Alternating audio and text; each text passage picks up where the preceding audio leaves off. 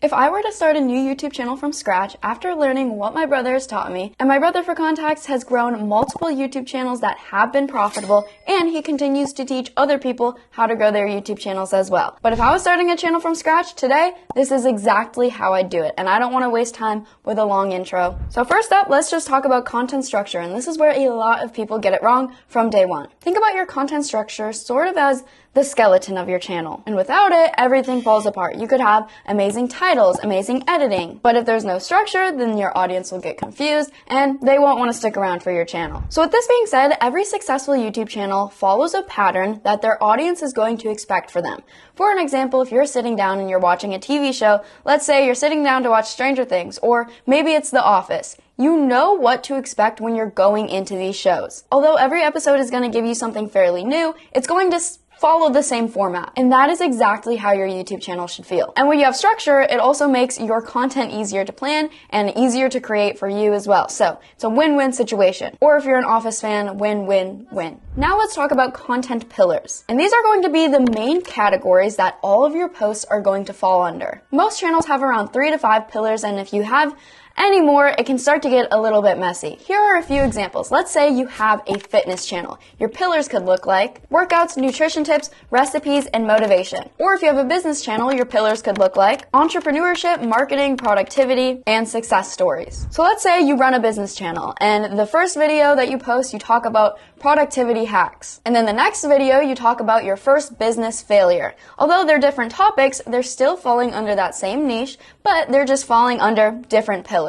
And if you follow this structure, then your content is going to be a lot more cohesive. Everything is going to flow together more naturally. And then you're also able to link different videos together more easily. For example, if you put an end screen on your video. You could also think of your pillars sort of as playlists. And you can use playlists on YouTube to separate those pillars as well. Now, once your pillars are set in place, you're going to need archetypes. And these are going to be video formats that you can use over and over again. It's going to be kind of your signature style. For example, you could have tutorial videos or case studies or behind the scenes. And when you combine pillar topics with different archetypes, then you're basically never going to run out of video ideas. Okay, now let's talk about the vibe of your channel. And this is something that is essential because a lot of the time when we think of our favorite YouTubers, we link them to a certain aesthetic or just a certain vibe overall. For example, if you think of Emma Chamberlain and you know her and you watch her, you'll think of her as authentic, funny, and chill. On the other hand, if we think about a creator such as Mr. Beast, we think of him as high energy, outgoing, and very excited all the time within his videos, especially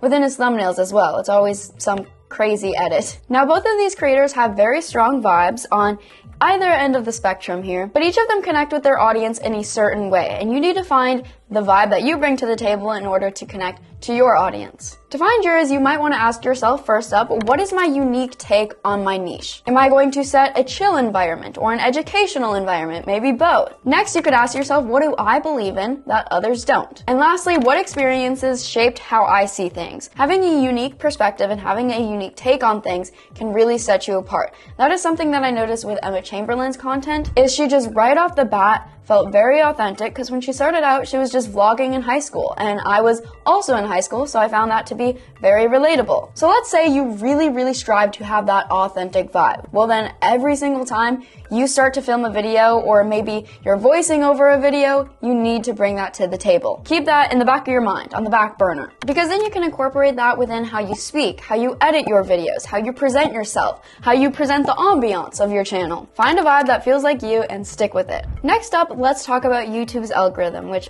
scary. But it doesn't have to be. Because here's the truth, YouTube's algorithm isn't going to be something that you have to beat.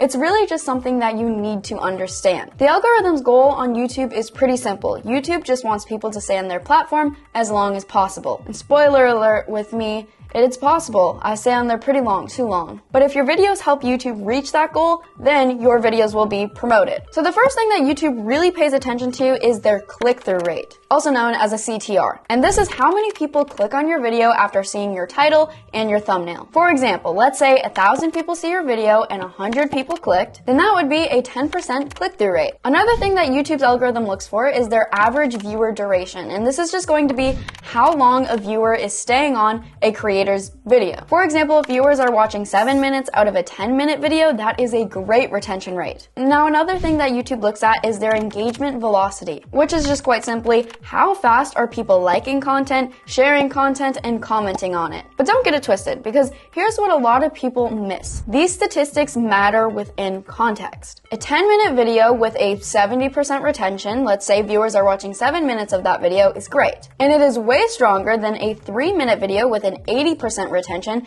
which would be somebody watching that 3-minute video for around 2.5 minutes. And that is because YouTube cares about watch time. So a little bit of a loophole here, and it's a little bit tricky. But the real goal here is to get people to click on your video, stay throughout your video, and engage with that video. That is what YouTube loves. Now, I have a bit of a framework that we can use to help us with this. And that is something called the SPARK framework. And I'm just going to break it down step by step. So S within this is going to stand for story, which would mean start with a story that pulls people in emotionally. For example, you could say something like, I almost quit YouTube last year, or I lost $20,000 because of this. And then next up, you need to identify a problem, and a problem that not only you might have had, but your audience could relate to as well. For example, the problem within my video is people not knowing how to set up a channel and how to grow one. And that is where we go into our second part of this framework, which is going to be A, an action. And then I'm going to provide you with action, which is something specific to do, whether it be using the specific framework or learning how to make your watch time longer on your channel. That is the action that I am giving to the problem. Okay, so we've done S, P, A, now we're on to R, and this is results. This is where you want to show what is going to happen next. For example, you could say my click-through rate when I did this jumped from 3% to 9% in just 2 weeks. And lastly, we have K, which is going to be the knowledge transfer. And this is where you're going to want to end your video with something practical that your viewer can apply right away. For example, you could say, hey, make sure to try this on your next thumbnail and make sure to pay attention to your analytics for the next week. Or it could even be something as simple as a call to action saying, hey, if you enjoyed this video, check out my next one. But when you're following the SPARK framework, it changes your videos from just a boring explanation to more of a storytelling opportunity. Because when your videos feel like a story and you're also delivering value, this is the perfect combination. Now, although that is a framework that you can use throughout your videos, and we know that the structure of our video is going to affect retention more than anything else, which is why I want to do a simple breakdown of a YouTube video in a very simple terms. Let's dive into the first 15 seconds of your video, which is where you want to hook your viewers fast. You want to say something a little crazy, maybe something that sparks curiosity or, again, an emotion. And then the first minute is going to build that curiosity, so the viewer is like, okay, I need to see what they're about to reveal. Then you're going to use the middle section of your video to keep giving value. And this is where I'd like to say use something called value stacking, which is where you're giving new insights every 1 to 2 minutes. That way, you're changing topics quickly, you're not stuck on something for more than 1 or 2 minutes. And just as your viewer thinks your video is ending, you could add a quick little tease being like, and what if I told you within watching this video, the real secret is going to come at the end of this video. And then you end it with your outro, and you don't just say something cheesy like, make sure to like and subscribe, because chances are people know how to like and subscribe. You would want to say something like, if you liked this video, make sure to check out this one. That way people don't just leave your video, they follow your path. Okay, now we can sit down and film a video and be very confident with this video and be super excited to post it, but none of that is going to matter if your title isn't done effectively. And most creators spend hours trying to come up with the perfect title, but the answer is right in front of our eyes, because we need to just study what is already working, so then we can apply it to ourselves. Here's what you can do. Step 1, you're going to want to go to YouTube, and then you're going to search up your niche. Let's say it's beauty, fitness, finance, health, psychology. Then you're going to want to look for a video with millions or maybe over 500,000 views. And then you're going to write down the patterns within these specific titles. Open a Google Doc. For example, if I come across a video title called How I Saved $10,000 in 6 Months, I would break down this video title saying, well, they use numbers and a personal story. Or let's say I stumbled upon a video called The Hardest Part of My YouTube Journey. This one is going to spark emotion, but also curiosity. And then you take these structures and put your own spin on them. And now I have another framework that we can apply to our channels, but specifically for our titles. And this is going to be called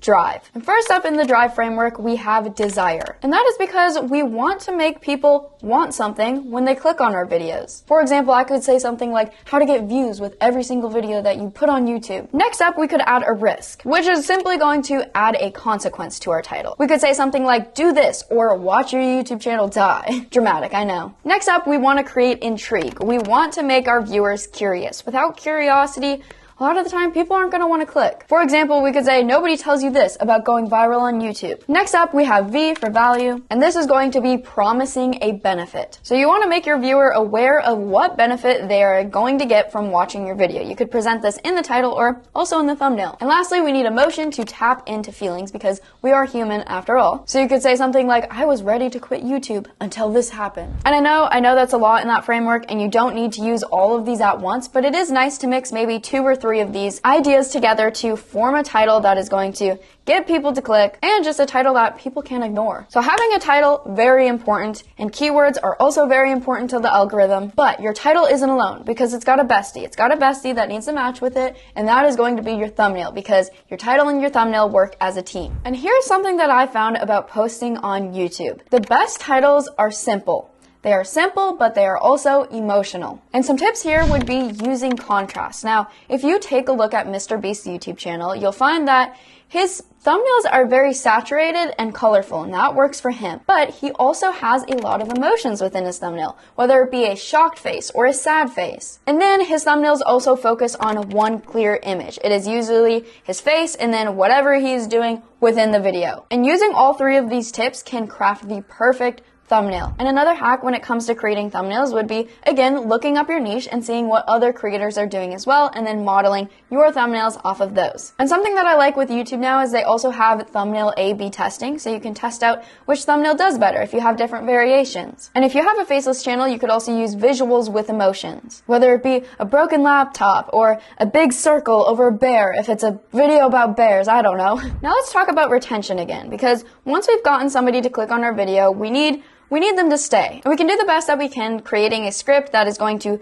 format it so a viewer wants to watch all the way through. But we're missing one very important aspect here, which is going to be the editing of your video. Whether it be switching camera angles or zooming in or showing different images or having text pop up or sound effects or music. All of these things will keep retention, but do not go overboard. And there are certain creators that I can think of that do a really good job at editing their videos. Of course, number 1 is going to be Mr. Beast. There's a reason that he's done so well on YouTube. But I also think of creators such as Ryan Trahan, or Shane Dawson, Sarah Baska, Jake Weber, Tara Yummy, Johnny Gilbert. All of these creators do a really good job at keeping the tone throughout their video, but also having little zoom-ins here and there, or funny little edits on somebody's face. And I'm sitting down filming a video, but I'm not getting up and doing anything. So something that can make that a little more exciting is going to be editing and visuals to pull this idea together. But when it comes to your videos, I also want you to think beyond just one video. And this is my favorite term that we talk about within this video, and that is going to be just overall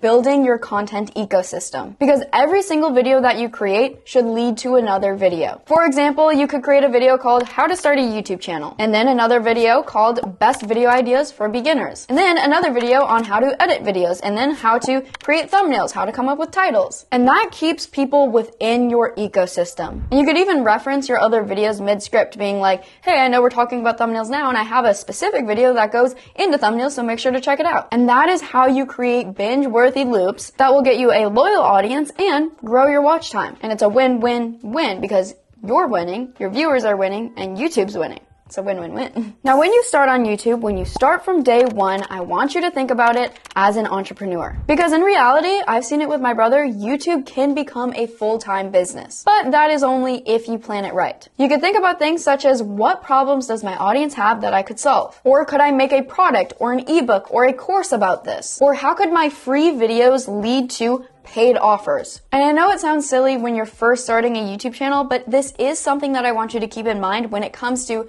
picking the niche of your channel. Because overall, if you're putting effort into a channel, you could sit here all you want and say, I'm just doing this for fun, but at the end of the day, it would be nice to get paid for your hard work. And if your videos are attracting attention, then you could turn that attention into profit. That could benefit both you and, again, the viewer. And now I am bringing you into my final secret, which is going to be consistency. And it's sad, but it's true, but YouTube growth can look a little bit slow when you first get started. Not always, but you could be posting for months and see steady views. But that is normal because growth on YouTube is exponential. It is usually not instant. Although there are creators that have posted one-hit wonders on YouTube and have blown up that way, but a lot of the time it is creators that post a lot of videos and they show up consistently. And I know I keep saying Mr. Beast as an example, but Mr. Beast had posted hundreds of videos before he had one even take off. And this is where I want to say, make sure you give YouTube that 1 year time commitment. Because a lot of the time, creators will just post 1 or 2 videos and then be like, YouTube isn't for me. But if you don't give it that 1 year commitment, you'll never know the growth that is to come. And at this point, you have 2 choices. You can do all of this with trial and error, or you can learn from somebody that has been growing YouTube businesses for over 10 years and has helped tons of other people grow their own YouTube businesses, which is my brother Matt, bringing it back full circle. And if you're interested in my brother's program, you can click the link in the description down below to schedule a call, or you could check out this video right here for a free training, Now, I always like to say, you have a friend in the YouTube game. Small creators hype up small creators. We have got this. And keep posting, because the future should be exciting.